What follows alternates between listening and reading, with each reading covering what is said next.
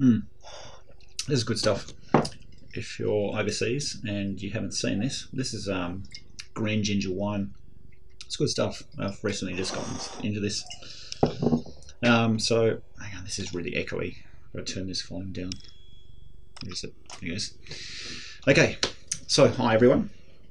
This is the second patron update. If you're a new patron, then you can find my last update on Patreon. So what's been happening since then? Well, a heck of a lot, actually. First of all, my workload. As you all know, I'm still having to look for additional work elsewhere to supplement my income until this whole YouTube thing can support me. For those who missed out on the Slack posts, IT work has all but dried up in Australia.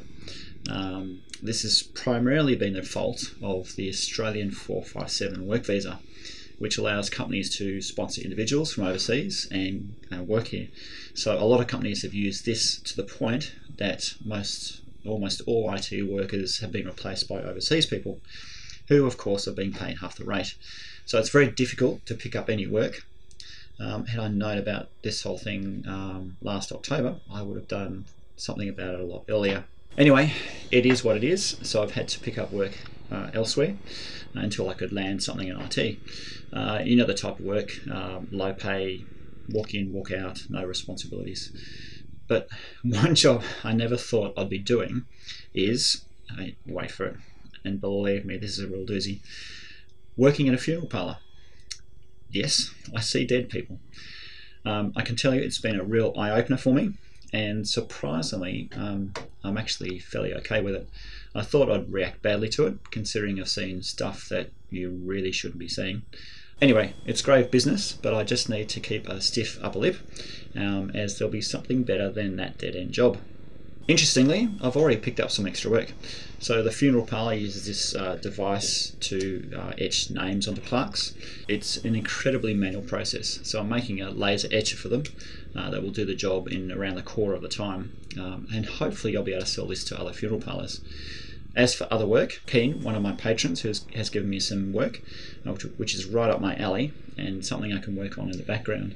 So thanks very much, Keen, for that. And funnily enough, after talking about all the issues getting jobs, I managed to land a 12-month contract for 3 days a week as project manager, working for a BPI company, or Business Process Improvement Company, which is absolutely fabulous.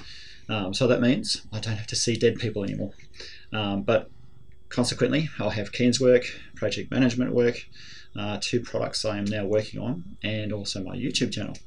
Needless to say, it's going to be busy, and hopefully I'll have time to keep up with it all. Which brings me on to the August scheduled voting. Unfortunately, the last couple of weeks has been pretty topsy-turvy for me. I missed out on 2 weekend videos, so I have still yet to publish the multiplexing quick bits video, the alarm clock project, and also the high key review. So I'm aiming to publish the alarm clock project video this weekend, and hopefully the quick bits video as well. There's too much testing on the new OS images that have been released for the new high key, and there's just not enough time to get that video out this weekend, so I'll aim to get that out next weekend. So my PM job doesn't start until the 3rd week of August, so I'll have time for 2 weekends worth of videos before that kicks in. So for the alarm clock project, I ended up using a plain ESP32 and also an LED matrix display, along with an MP3 player chip. The ESP32 will sync to an NTP server.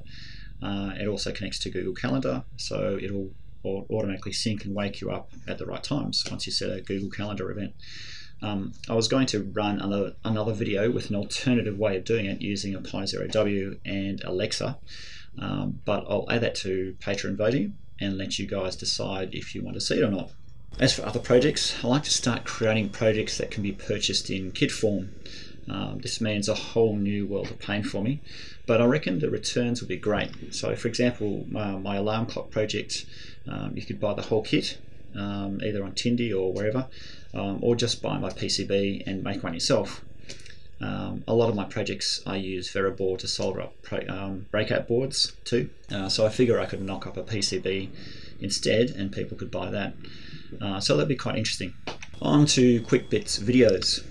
They are actually more time consuming than I originally thought. The reason is that there's a lot more QA involved for an evergreen subject. If you're not careful, mistakes just look really bad. So I can only do one quick bit video a week instead of the two I thought I could do. However, I want to start running some quick bit videos dedicated to Linux. Maybe I'll sort of brand them Linux Foo or something. They could be either in the quick bits format or extended format, but I figure a full-time end-to-end video series taking you through the basics of Linux all the way up to advanced topics might be a really good thing. So I'll be publishing the voting poll on Patreon this weekend. So I'll have 3 weeks before September. Man, it's already September. I mean, what happened to 2017? Anyway, that brings me on to the forum site I was going to set up. After thinking about it and taking on board Mike's suggestions, I decided not to set one up. The reasons are it's a lot of extra work and it's something I won't be able to invest time in at the moment. It doesn't mean that it won't ever happen, just not at the moment. So in the end, I opened up the commenting system on my website, connected it to a tool called Discus, which is what all the cool people are using at the moment. This syncs comments into WordPress, so if I want to, I can move comments over to another system later. It also allows people to comment using any of the social network logins, which is something I was looking for.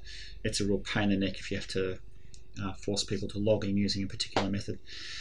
So actually it would be nice to be able to tie this into a QA type posting thing on my website, but that's something I'll look at later. Actually, one of the things that has concerned me with a forum site is that it will reduce the number of comments on my videos and therefore lower my YouTube video ranking.